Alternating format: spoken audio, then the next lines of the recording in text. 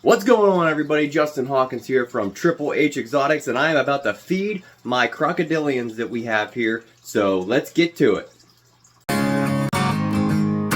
Mama always said I was born on the wild side. One foot in the flames and the other trying to walk the line. Can't say I never saw it coming, I can see the warning signs. Mama always said I was born on the wild side. Alright guys, so I have the food thawing right now, getting thawed out and warmed up, so we are going to get started here in a second. We're going to go through, and I am videotaping by myself again, so I apologize about that, but tomorrow, hopefully I'm going to have somebody recording. Tomorrow, we are going to feed all the snakes that need to be fed tomorrow, so that'll be a nice treat, and hopefully, like I said, hopefully somebody will be recording that for us. So tonight, I'm just going to go grab the food. As soon as it's ready to go, and we're just going to go through and we're going to feed the baby American alligator and the other 4 crocodiles out in the crocodilian room out there. So I will go get that. And by the way, this just reminded me, I just got this today. This is my work. I work at a drug and alcohol rehab center helping struggling addicts. And obviously I can't name the individual who did this because that would be... But I put that on the outside of my snake room because he knew that, you know, I have all these animals, and he knew who I am and the YouTube channel and everything. So he did that for me and gave it to me today. I thought that was awesome. I laminated it in the office and told him that I was going to put it on the door to my snake room. And with that being said, guys, I just want to encourage you guys. I want to encourage everybody to quit dragging your feet in life if you are. If you have something you're passionate about, and something that you love to do, just go do it. You know, you don't have to wait for approval. You don't have to wait for the time, everything just to fall together, because the time's never right. Nothing ever falls together. You got to make it happen. And our society is so lazy nowadays. But that's one thing. You got to put in the effort to make your dreams come true. And here's one thing. Everybody thinks so much stuff's impossible because people just don't try. Because in their minds, it's not possible. Because, like, I want to become successful in YouTube just so I can do this as a full-time job one day. I'm going to make that happen. You know, and I'm not being cocky. I'm just saying, like, I'm going to make that happen. A lot of people think, oh, well, I did a couple videos and it didn't work. It's never going to work for me, because that's what everybody tells people. You just have to make it happen and believe it in your mind. In my mind, I know I'm going to make this work because this is my passion. I love it. I love horror movies, and I love venomous snakes, non-venomous snakes, crocodilians. I love it. I am super passionate about it, and I am going to make a living doing it. Not because I want to become filthy rich doing it, because I don't care to do that. I just want to be able to provide for all my animals, get the bills paid, everything like that, and educate the world about these gorgeous animals. And that doesn't have to be your dream. You guys might have a whole nother dream. But I'm going to stop the rant because I get on these rants all the time and I just could go and go and go. But with that being said, though, just follow your dreams, guys. If you guys have something you're passionate about, just do it. Start doing it right now. Even if it's a 5-year plan, start it today. Start planning for it and start making steps towards it today. Just make it happen, because people will tell you that everything's impossible. And you put your mind to something and it's your calling. It is not impossible for you. I guarantee you that. But like I said, I promise I am done ranting. Let's get to it. Alright guys, I am back with the food. Let's start with Petrie, the baby American alligator. Now he is obviously like pretty brand new because he is just a baby still. But he's definitely starting to catch on. Crocodiles and alligators and caiman are very, very smart. They recognize the voice of their trainer, their owner, and they're very, very, very trainable. Sometimes they can be stubborn and too smart, but he knows I feed him on this rock, and look at him.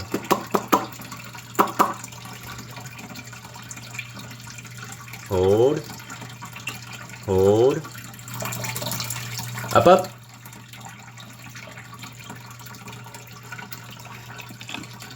Now he's going to dip down and get some water to lubricate that valve. Alligators, crocs, caimans, they all have a valve in the back of their throat when they open their mouth. That way they can have their mouth open underwater and they don't drown. So they like to lubricate that valve in their throat to actually swallow their food.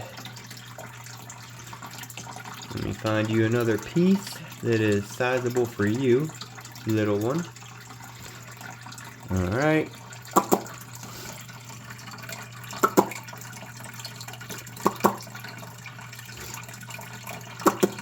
Come on. Hold. Come on. Hold. Hold. There you go. Hold. Up, up. Good boy. It is crazy how quick they really learn. A lot of people say that they have a lot smaller brain than we do, so they're not smart, but they use more of that brain than we do. Our brains are huge and big for nothing because we have such big brains, and humans don't use a whole lot of our brains, where these guys do.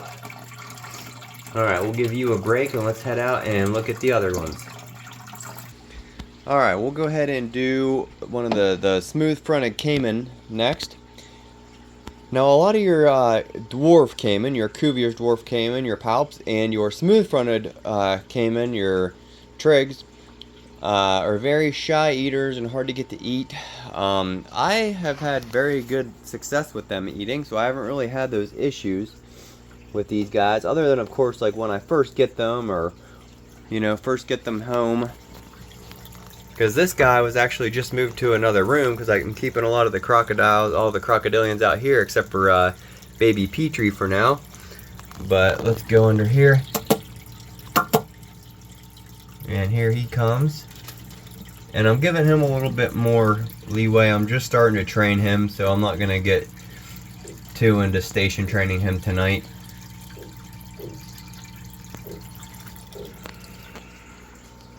But absolute gorgeous animals. These guys are just so prehistoric looking. I love these smooth-fronted caimans. Now, these do not make a great pet. No crocodilians make a great pet, even if they are dwarf caimans, because dwarf caimans are still going to get pretty dang big.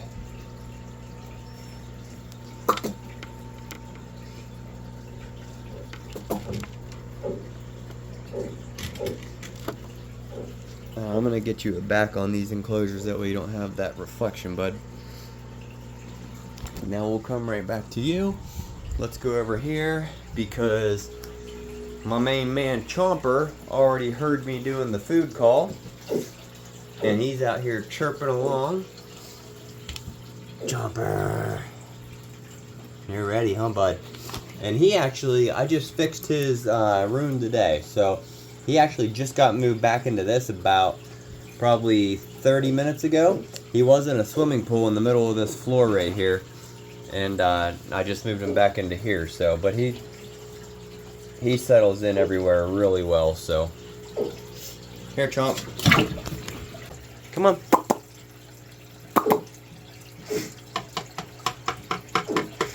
And I'm gonna start training him on this platform right here, which is new to him. I just put this platform in here. Come up. Sorry, bud. Hold. Up, up.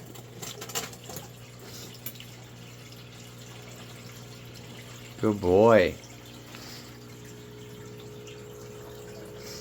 Let's get you another piece. Ready? Hey, hold. Hold. Up, up.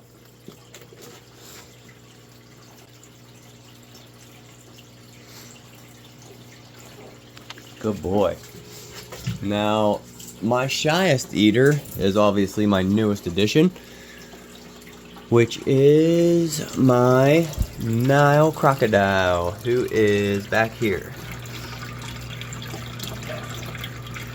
Look at those gorgeous eyes.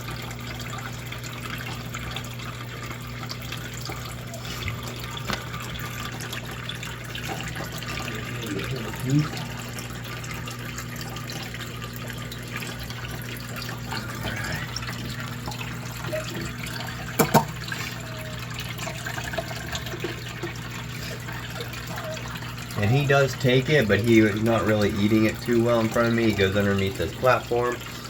So I see his tail sticking out there. I do have cutout windows here though.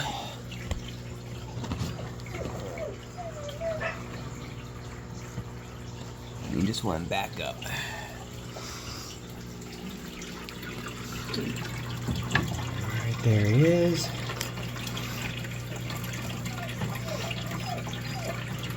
Give him another piece.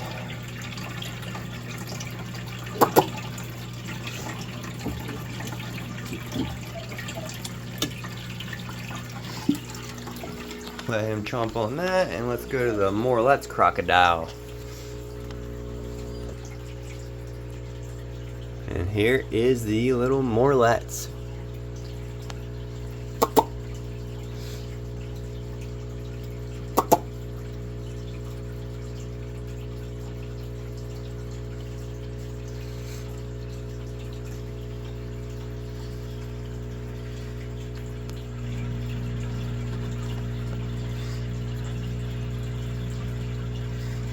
And all these guys have been moved real recently. I'm redoing all of their enclosures. A lot of them are getting upgrades very, very soon.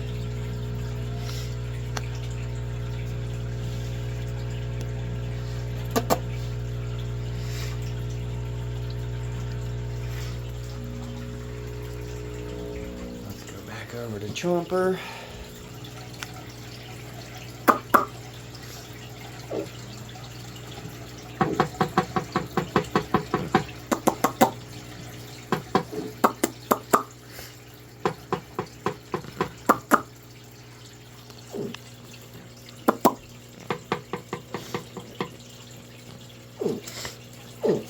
Hold, hold, up.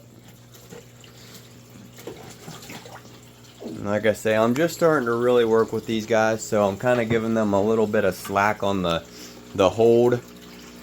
And obviously a couple of these guys that are still getting comfortable eating it all, I'm just kind of getting them aware of the call I make for when food's ready, and then I'll start working with them in a little more detail.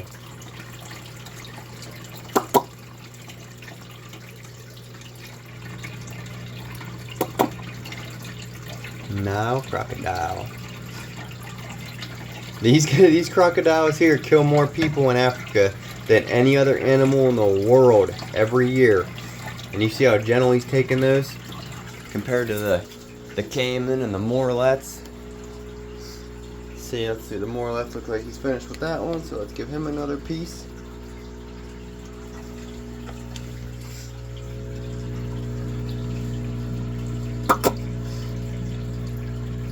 Bam!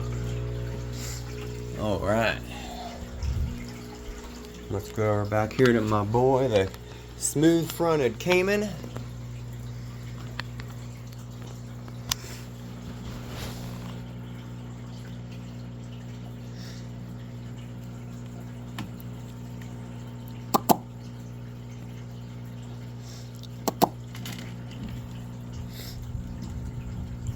He is not camera shy one bit.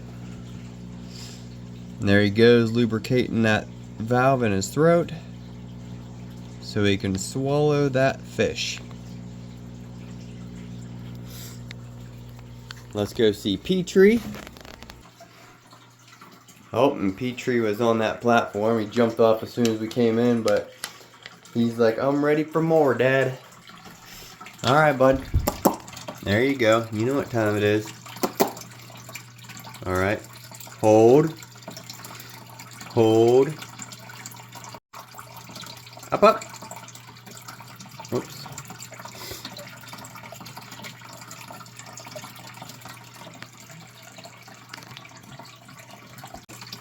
Come on, don't get lazy. I'm not bringing it to you. You come to it. There you go. Up. Come on.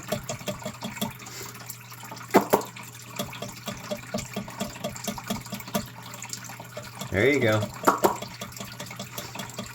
You can still see where his egg tooth was on the tip of his nose. It's probably hard to tell in here. Right there on the tip of his nose there, you can see where his egg tooth was. Alright, hold. Hold. There you go. Hold. Up.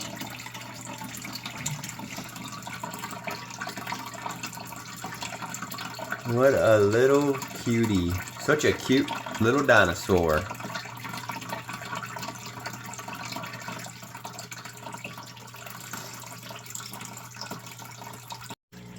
Alright, let's see if the smooth front wants one more piece. Oh, maybe not. Oh yeah, he does.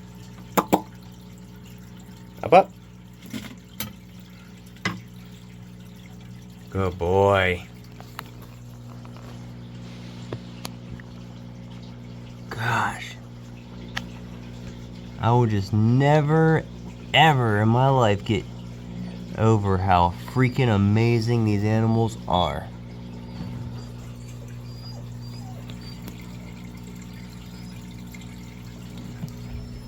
Chael. Hey. What are you whining about? Huh? I know, you want your sister, huh?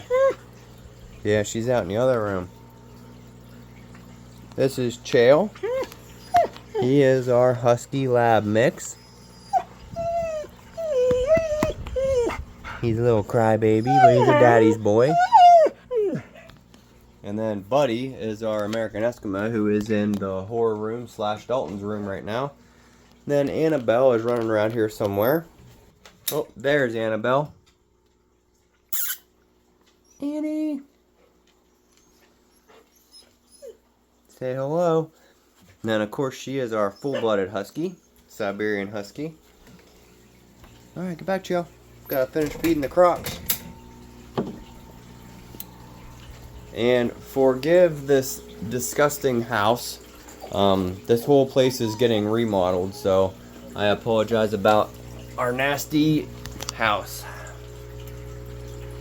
And all of these croc enclosures are going to be upgraded to something that looks kind of like this right here from Gator Pool Gators, something similar to that. Some of them will probably look identical to those, and some of them will look similar, some of them a little bit bigger, etc. And then of course when they get even bigger, obviously bigger and better. But for now I don't like to give them too big places so they don't stress out when they're this small.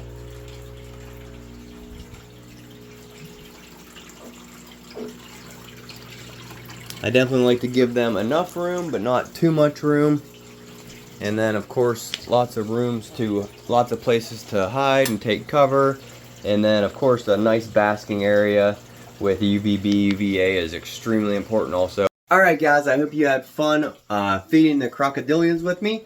I apologize once again about the crappy camera quality and footage, but we are working on fixing that for you. I know it'll be a lot better once I actually get somebody to follow me around. And once again, I do apologize about my house, like the parts, especially where my reptiles are not, being a disaster with all these dogs and moving here, all the stuff being here, and then we're remodeling like all the rooms in the house. So we have multiple rooms that are not even done yet. Some of them don't even have the subfloor in them because it was ripped out. Like, we are redoing and remodeling everything in here. So I apologize about the appearance. I was hesitant about even recording and starting in here before that's done, but you know what? You can't put your dreams on hold, and everything. I know that all my animals are being taken great care of, and I just keep working on their enclosures, you know, getting them bigger and better enclosures. You know, the more that they grow, just keep upgrading them.